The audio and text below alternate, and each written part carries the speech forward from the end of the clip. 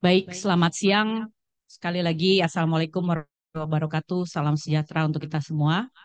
Em, Pada hari ini, dalam rangka peringatan Hari Hak Asasi Manusia Internasional, Komnas HAM juga akan menyampaikan catatan akhir tahun 2024 terkait kondisi hak asasi manusia di Indonesia yang kami susun berdasarkan kasus-kasus yang kami tangani maupun kasus-kasus pelanggaran HAM yang menjadi atensi publik sepanjang tahun 2024 ini.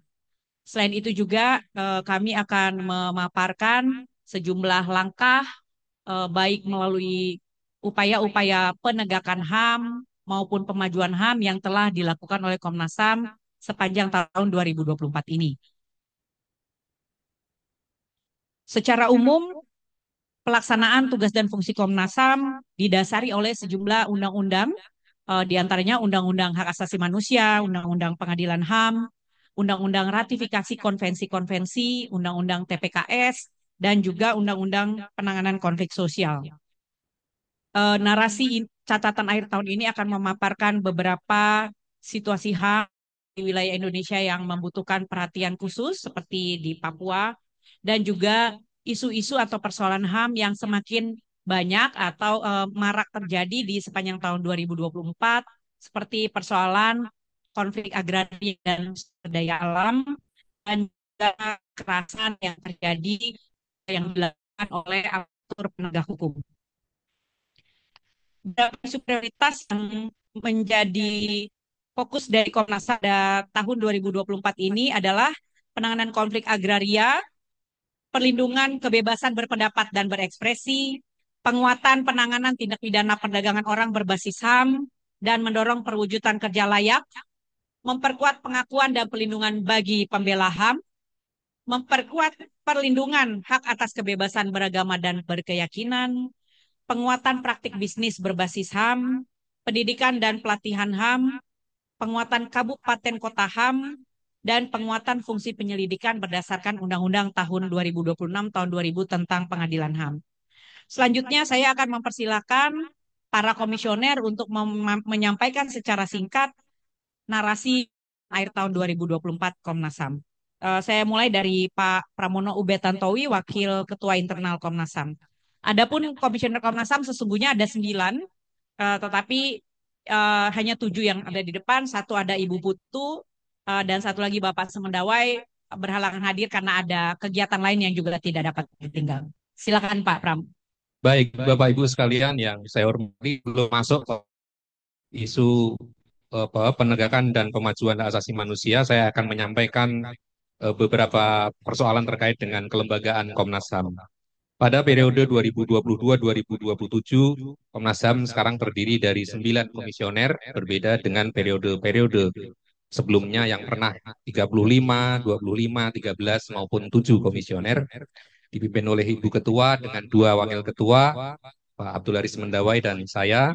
Lalu ada koordinator subkomisi pemajuan HAM, Bu Anis Hidayah di sebelah kanan saya.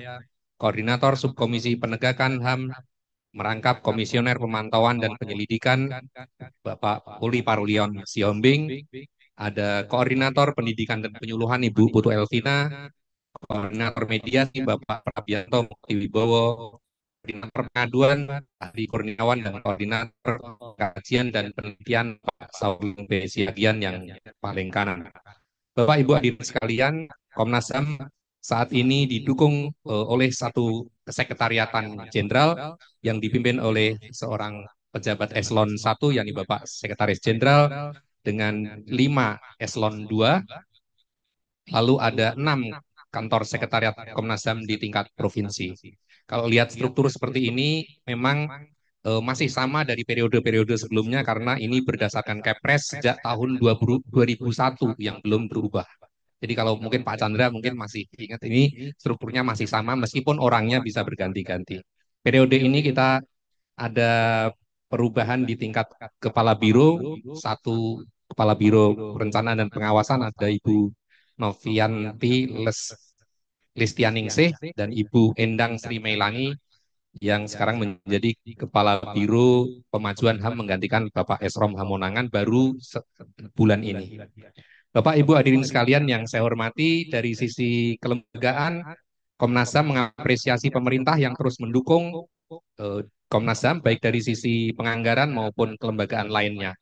Misalnya pada tahun 2024 ini anggaran Komnas HAM mengalami peningkatan sebesar 27 miliar. eh, de- Meskipun kita tahu semua kementerian dan lembaga di akhir tahun ini mengalami pemotongan anggaran untuk perjalanan dinas sebesar 50%. Bapak Ibu hadirin sekalian, Komnas HAM juga terus berupaya meningkatkan kualitas kelembagaan guna mendukung pelaksanaan tugas dan fungsi berdasarkan Undang-Undang Hak Asasi Manusia. Tahun 2024, Komnas HAM berhasil mempertahankan predikat wajar tanpa pengecualian dari BPK untuk 6 tahun berturut-turut. Demikian juga atas reformasi birokrasi yang terus diupayakan oleh Komnas HAM, lembaga ini memperoleh nilai B. Selain itu, dari sisi akuntabilitas kinerja Komnas HAM juga memperoleh nilai B dengan skor yang mengalami peningkatan. Menjelang akhir tahun ini, Komnas HAM mendapat predikat sangat baik pada Indeks Reformasi Hukum dan Indeks Perencanaan Pembangunan Nasional (IPPN). Hal tersebut menandakan bahwa penataan hukum berkaitan dengan peraturan-peraturan yang ada di Komnas HAM dan mekanisme perencanaan Komnas HAM yang dinilai sudah sangat baik. Berkaitan dengan pengelolaan ASN Komnas HAM, kami terus berupaya meningkatkan baik dari sisi kemampuan, kompetensi, profesionalisme, dan integritas, serta mengelola ASN secara efektif dan efisien. Hal tersebut dapat dilihat dari predikat baik untuk sistem merit. Selain itu, dalam penggunaan anggaran, Komnas HAM juga dinilai sangat baik, dilihat dari nilai kinerja anggaran, serta dalam pengelolaan arsip Komnas HAM juga berpredikat sangat baik. Selain predikat-predikat atau nilai-nilai kelembagaan tadi, Komnas HAM juga masih dipandang baik dalam forum internasional, terbukti dari akreditasi A dari Global Alliance of National Human Rights Institutions dalam rangka penyebar luasan hak asasi manusia dan penanganan hak asasi manusia yang lebih masif. Komnas HAM pada tahun 2024 menjalin kerjasama baik MOU maupun perjanjian kerja PKS dengan beberapa perguruan tinggi, kementerian dan lembaga, LSM, dan pemerintah daerah. Kerjasama tersebut diharapkan dapat mendukung dan mempermudah kerja-kerja Komnas HAM dalam rangka menciptakan kondisi yang lebih kondusif bagi hak asasi manusia di Indonesia. Selanjutnya akan disampaikan oleh Bapak Uli Parulia Siompe.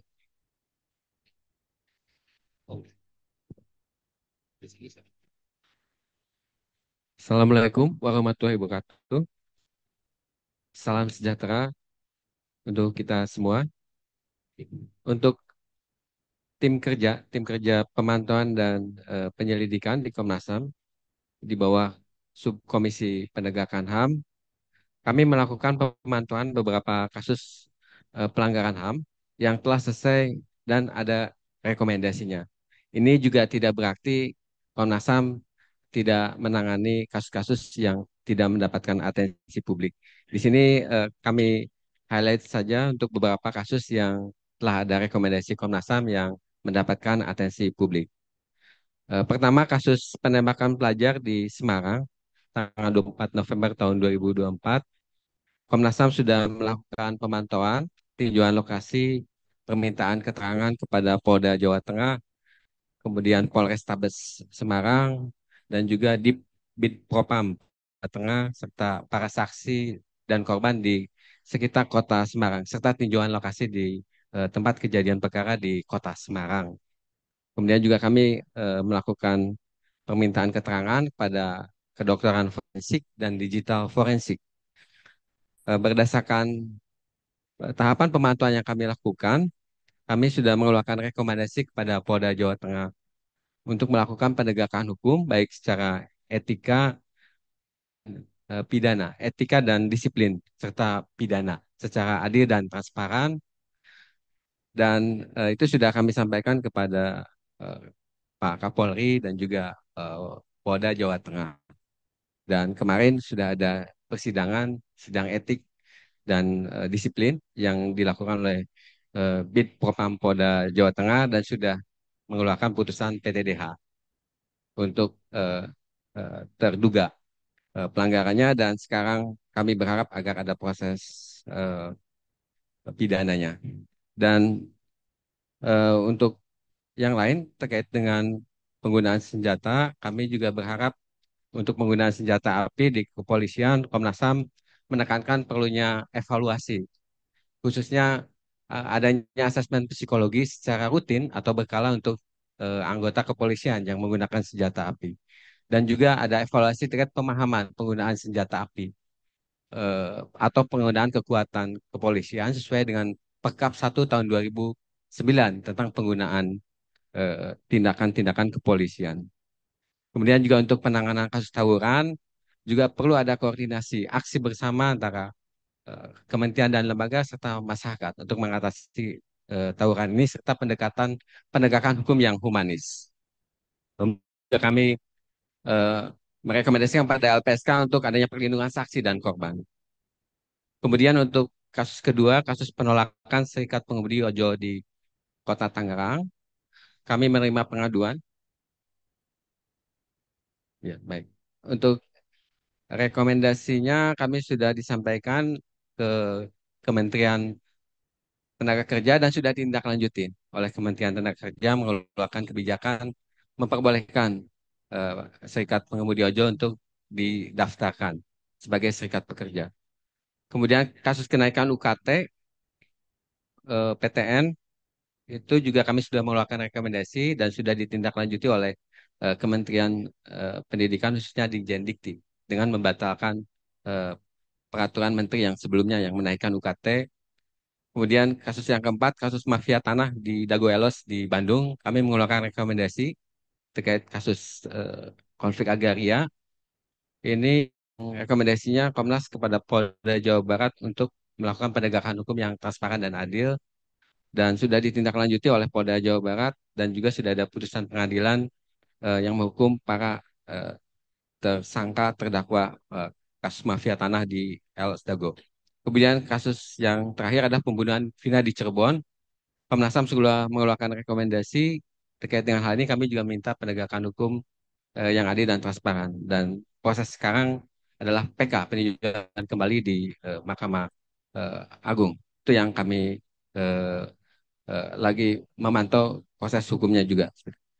Itu saja dari pemantauan 5 kasus yang mendapatkan atensi publik yang sudah ada rekomendasi dari Komnas HAM. Terima kasih. Oh, baik. Pemilu. Kemudian untuk situasi HAM di Papua, memperhatikan situasi HAM di Papua masih diperlukan penanganan dan menjadi salah satu prioritas nasional yang dapat disampaikan. Fokus pengamatan terkait dengan dampak daerah otonomi baru atau DOB dan penanganan korban konflik yang Komnas HAM tangani berdasarkan pengaduan dari masyarakat, dan juga secara proaktif Komnas HAM melakukan pemantauan di Papua. Pertama, kontak senjata di Intan Jaya. Ini terkait dengan adanya korban anak sebenarnya. Kemudian kasus perkosaan 2 orang perempuan saat aksi massa di Nabire. Kemudian dugaan penyiksaan 2 orang warga sipil di Kabupaten Puncak, Papua Tengah. Penembakan 3 warga sipil di Stik Muara, Kabupaten Puncak Jaya. Kemudian penembakan 2 warga sipil di Stik Dekai, Kabupaten Yahukimo, Papua Pegunungan oleh anggota Satgas Damai Kartens.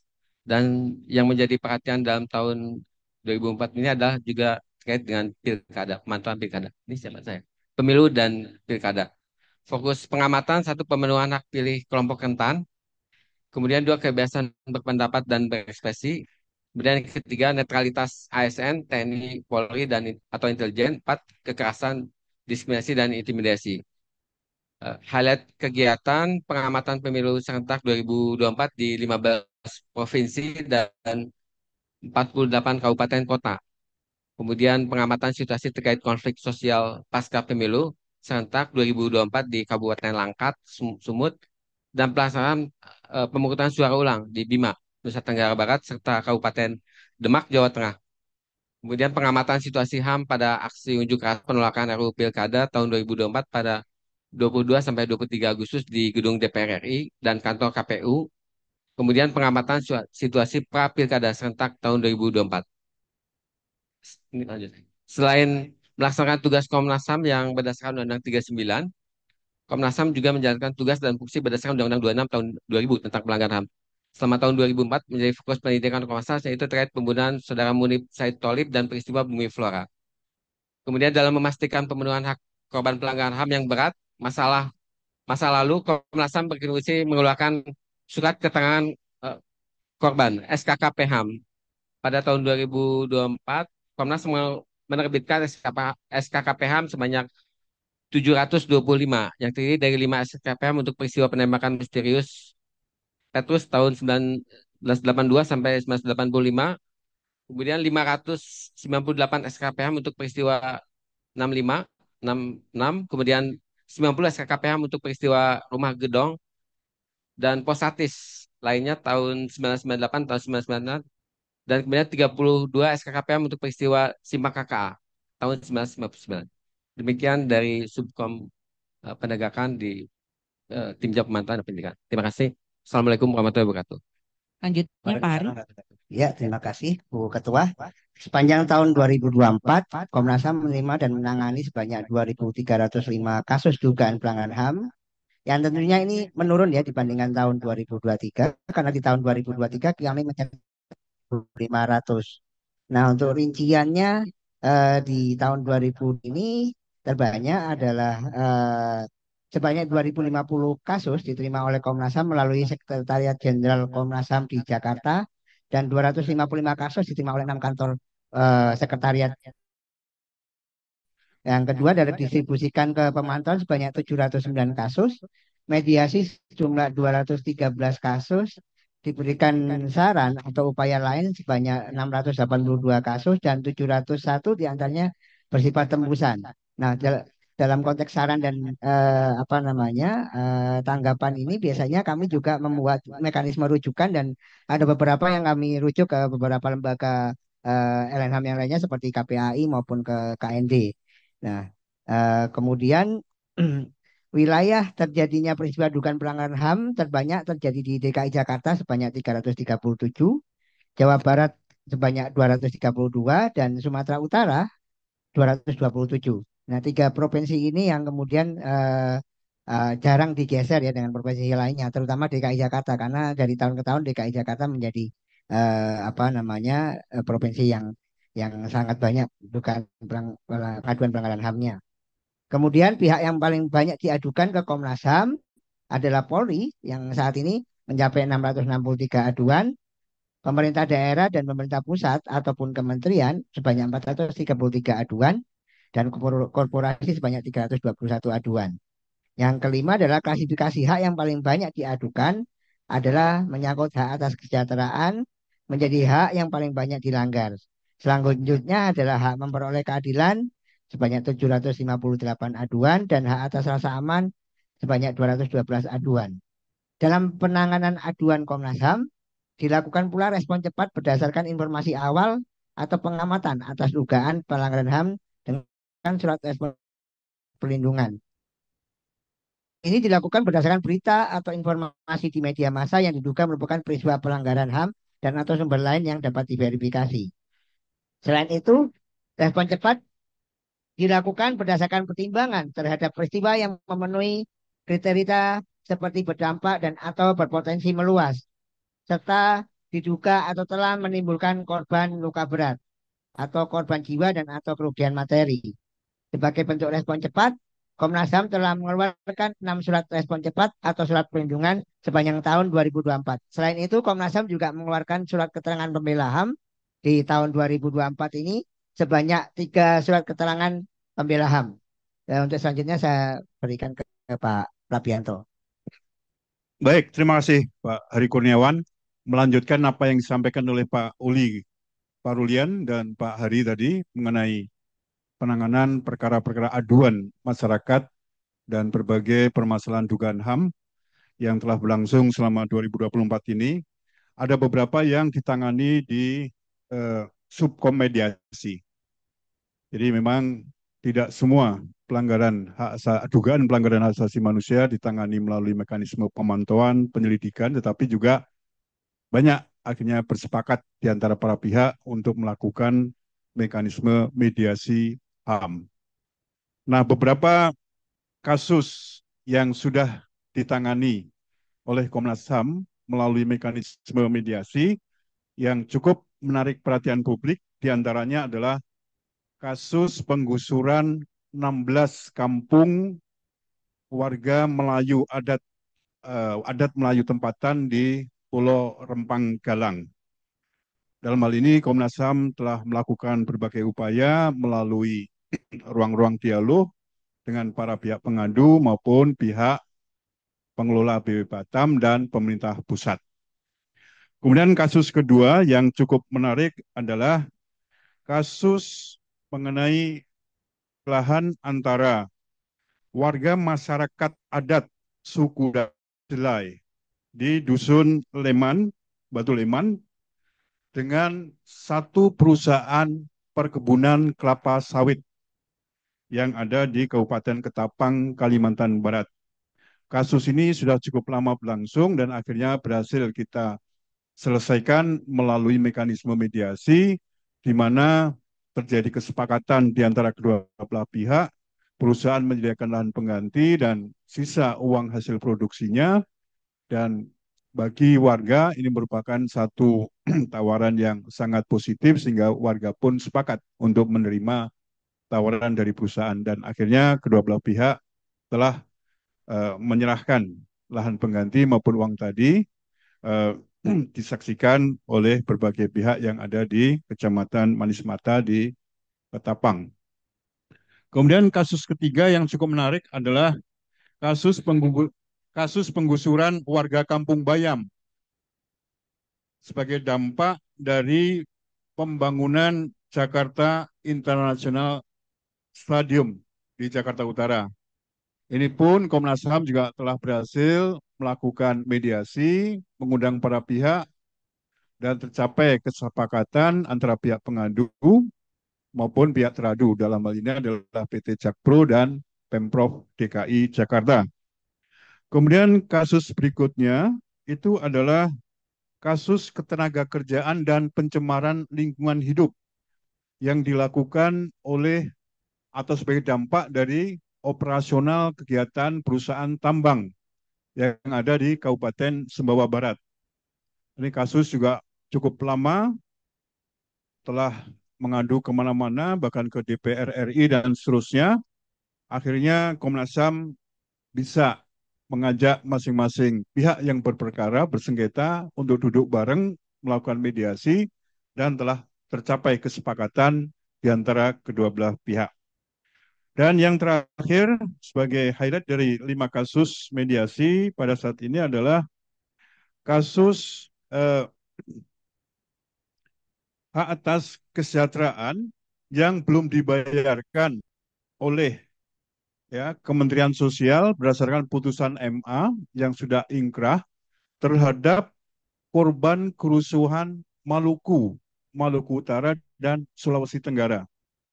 Ini juga kami sudah melakukan berbagai upaya melalui mekanisme mediasi, meskipun hingga saat ini masih belum mencapai kesepakatan final, tetapi arah kesepakatan di antara para pengadu, terutama para korban kerusuhan Maluku dan Maluku Utara, maupun pemerintah pusat, dalam ini Kementerian Sosial dan pemerintah provinsi, telah ditemukan paling tidak sudah ada titik temu, maksud saya, dan dicatat di dalam berita acara hasil mediasi yang selanjutnya akan ditindaklanjuti oleh masing-masing pihak. Demikian barangkali 5 highlight kasus yang ditangani oleh Komnas HAM selama 2024 ini. Terima kasih. Selanjutnya Ibu Anis. Terima kasih. Selamat pagi Bapak Ibu sekalian. Melanjutkan yang sudah disampaikan oleh teman-teman komisioner sebelumnya, bahwa untuk menjalankan mandat Komnas HAM, memastikan dan mengupayakan tidak terus berulangnya pelanggaran hak asasi manusia di Indonesia, kami mendorong upaya-upaya melalui pemajuan hak asasi manusia. Tahun ini kami menyusun 2 standar norma dan pengaturan tentang hak atas pekerjaan yang layak Mudah-mudahan ini menjadi kado bagi para pekerja, bagi para buruh yang tahun ini mengalami gelombang PHK di banyak sektor di Indonesia. Yang kedua, kami juga tahun ini menyusun standar norma dan pengaturan tentang pelindungan masyarakat hukum adat.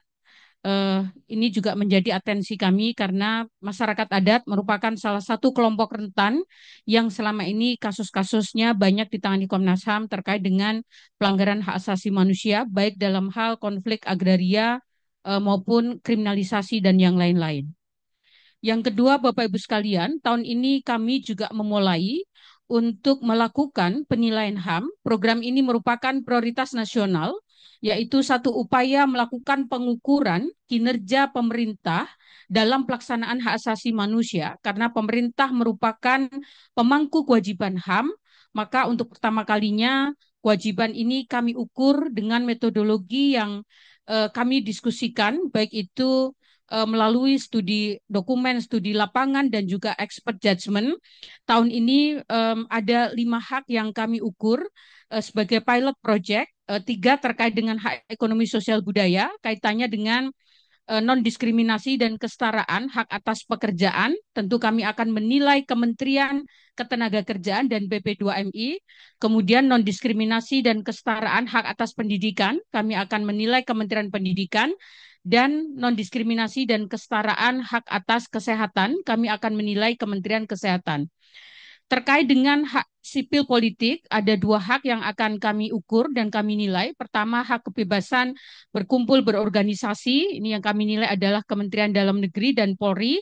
Dan juga kebebasan untuk menyampaikan pendapat dan berekspresi yang kami nilai adalah Polri dan juga Kominfo yang sekarang menjadi Komdiki. Tentu saja penilaian ini dimaksudkan untuk mendorong agar pemerintah makin ke depan makin baik dalam mengimplementasikan hak asasi dan kasus-kasus pelanggaran hak asasi manusia kita terus bisa antisipasi untuk dikurangi kalau tidak terjadi kemungkinan akan sulit gitu ya, tetapi setidaknya dengan upaya ini kita mendorong perbaikan terus dilakukan. Selain itu tentu saja Komnas HAM terus melanjutkan upaya-upaya untuk pendidikan dan penyebarluasan wawasan hak asasi manusia, baik untuk masyarakat secara umum maupun untuk aparat negara, baik itu melalui program-program pelatihan dan diseminasi hak asasi manusia. Terima kasih. Selanjutnya Pak Saurlin. Ya, terima kasih Bu Ketua. Saya melanjutkan dari belasan kajian yang kami lakukan tahun ini. Saya akan highlight beberapa, di antaranya kajian penguatan Undang-Undang Nomor 39 tahun 99. Ini sudah didorong oleh Kementerian HAM ya untuk masuk dalam prolegnas, dan kami berharap kerjasama dengan Kementerian HAM nanti dalam rangka penguatan kelembagaan HAM tentunya, dan juga penguatan kewenangan dari kelembagaan HAM di Indonesia. Dan kami juga sudah merampungkan kajian peristiwa 27 Juli, saya highlight, dan saat ini sudah dalam proses